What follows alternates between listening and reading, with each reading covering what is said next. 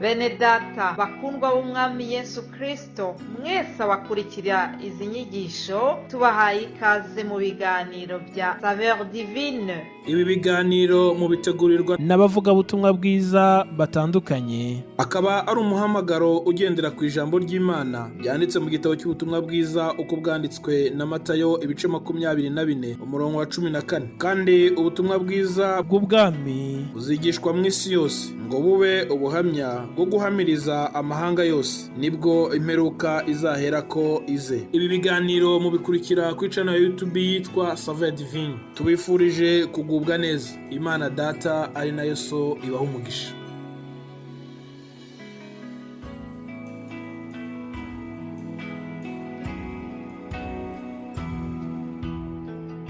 Bene data, shuti bakundwa mwese abakurikira iki kiganiro Saveur Divine, ndabaramukije mu izina rya Yesu Kristo. Amahoro ya Yesu naganze mu mitima yanyu. Shimiye Imana yuko itwemereye kugira ngo twongere kuvugana ku bw'uburyo bw'ikoranabuhanga.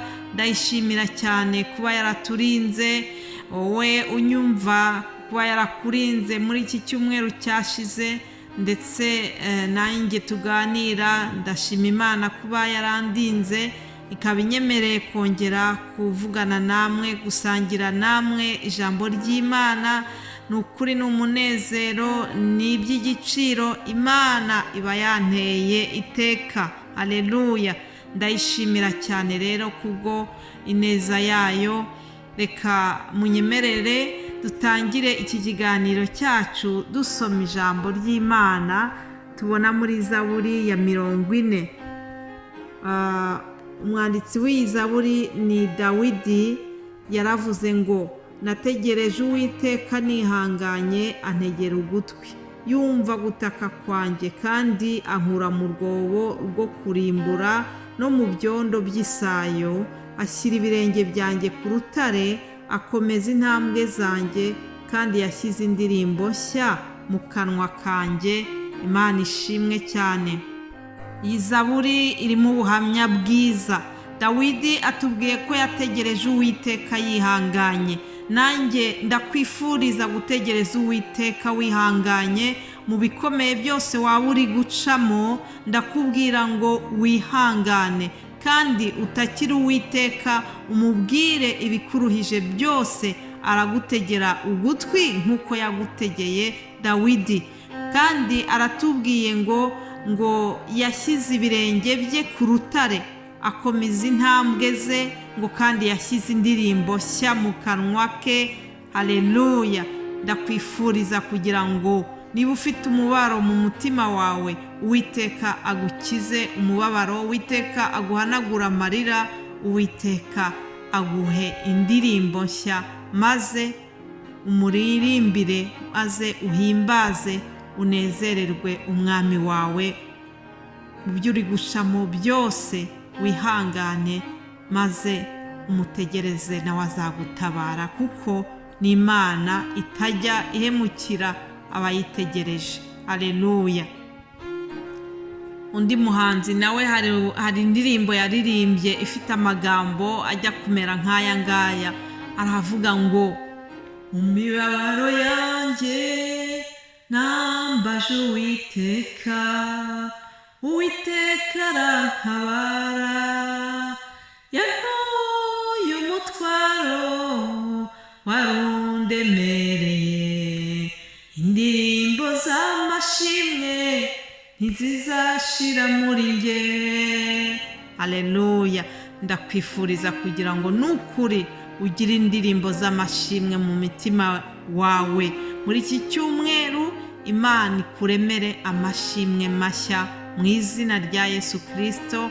Haleluya! Reka nkomeze rero nshima Imana cyane kubw'uyu murimo. Ndashima Imana kubwanyu mwese abadushyigikiye muri iki gikorwa, muri uyu muhamagaro mwiza. Nukuri Imana ibaha umugisha mwese abitangira iki gikorwa kugira ngo kigende neza. Imana iduha umugisha mwebwe abatanga ijambo ry'Imana mutanga umwanya wanyu kugira ngo mutegure ijambo ryo kugeza ku bwoko bw'Imana. Ni iby'igiciro, ndazi ko ari umurimo uruhije, ariko kwitanga kwacu twese, umuhate wacu ntabwo ari uw'ubusa ku mwami. Tuzagororerwa haba hano mu isi ndetse no mu ijuru. Ibyo ndabyizeye, ni ukuri. Mfite ibimenyetso birenga kimwe bitwereka yuko Imana izatugirira neza. Iyi Mana dukorera irahemba. Aleluya. Mukomere rero, kandi twese dukomeze dutahirize uyu mugozi umwe, ari wo umugozi wo kuzana abantu mu bwami bw'ijuru. Tudatinze rero, reka turebere hamwe ijambo tuzasangira muri iki cyumweru kije. Turaribona muri Yohana 16.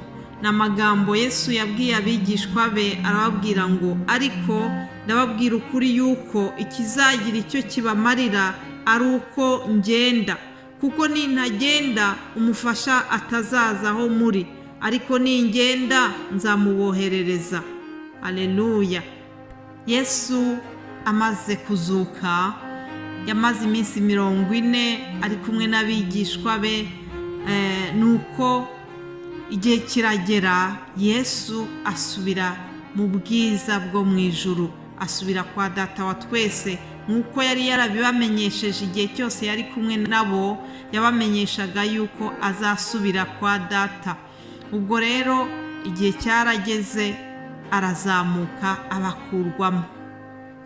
Hanyuma iri jambo dusomye ni ijambo yababwiye asa n'ubahumuriza kugira ngo icyo gihe azaba yaragiye be kuzahungabana. Arababwira ati ikizagira icyo kibamarira nuko nagenda. Muri make ni nkaho yavuze ati si byiza ko ngumana namwe muri ubu buryo, ahubwo bizabagirira umumaro kurushaho igihe nzaba narabakuwemo. Mbese ni uwuhe mumaro byabagiriye kuba Yesu yarasubiye kwa Data mu ijuru?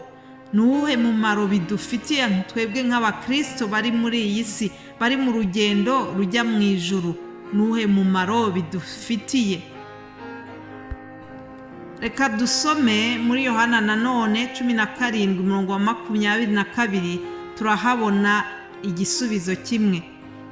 Yesu aravuga ati nanjye mbahaye ubwiza wampaye, ngo babe umwe nk'uko natwe turi umwe, njyewe mbe muri bo nawe ube muri njye, ngo babe umwe rwose, ngo ab'isi bamenye ko ari wowe wantumye ukabakunda nk'uko wankunze.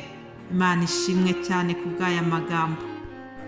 Yesu ubwo yari yaramaze gusubira kwa Data, hari ubwiza yasigiye abigishwa be. Ubwo bwiza natwe butugaragaraho. Yesu hari ikintu yakoze cyo kuba yarohereje umwuka wera. Isezerano ry'umwuka wera yararivuze, kandi harageze umwuka wera aramanuka nk'uko yari yabibasezeranije. Rero uwo mwuka hari ikintu ukora gikomeye cyane, kitari gushobora gukorwa n'imbaraga z'umwana w'umuntu. Bimwe mu byo umwuka ukora, ibintu bidasanzwe, ni ikintu cyo kumva dufite ubumwe bw'abana b'Imana, dufite urukundo rw'abana b'Imana, rwa rundi utasobanura mu buryo bw'abantu. Yesu atanga ikintu cy'ubusabane hagati y'abana b'Imana bakijijwe by'ukuri. Iyo mukijijwe by'ukuri, iyo muri mu mwuka umwe w'urukundo, iyo muri mu mwuka umwe w'abana b'Imana bakiriye agakiza k'ukuri, bakiriye urukundo rw'Imana, ushobora kuba uri kure, ahantu kure, ukaba uri nko muri Australia, nanjye ndi hano muri Belgique, tukaba tutarabonana physiquement, tutarabonana amaso ku maso nk'uko bavuga, ariko kubera yuko duhujwe n'uwo mwuka w'Imana turimo, ugasanga tugiranye ubusabane ndetse no gushyikirana n'urukundo bimeze nk'aho twamaze kubonana. Aleluya! Ibyo ngibyo nibyo binatuma na Yesu ubwe turamukunda, tukumva twaramukunze ukuntu, kandi mu by'ukuri ntituramubona amaso. Sindamukoraho Yesu ngo mfate intoki ze, sinzi amaso y'uko asa, sinzi umusatsi w'uko usa, sindamubona umubiri we, ariko nubwo ntamubona physiquement, ndamwiyumvamo, ndamukunda, bigatuma nzindukira imbere ye, bigatuma numva, mbese sinzi ukuntu nabisobanura. Ibyo byose ntibyari gushoboka bidakozwe n'ikintu cyitwa uwo mwuka wera. Umwuka wera waje rero ari uko amaze kugenda. Imana ishimwe cyane. Ni inyungu zacu kuba Yesu yarasubiye mu ijuru. Hari byinshi tuzareba twabyungukiyemo. Reka ngeze ahangaha, ibindi tuzabivugaho muri iki cyumweru gitaha. Bene data babivuga neza cyane kundusha, kandi ndababwiye ngo mushonje muhishiwe. Haleluya! Ndakwifuriza kugira ngo uzatege amatwi wumve icyo ijambo ry'Imana ritubwira muri iki cyumweru. Muhabwe umugisha mwese abakurikira bino biganiro. Yesu abane namwe. Umunsi mwiza, turi kumwe.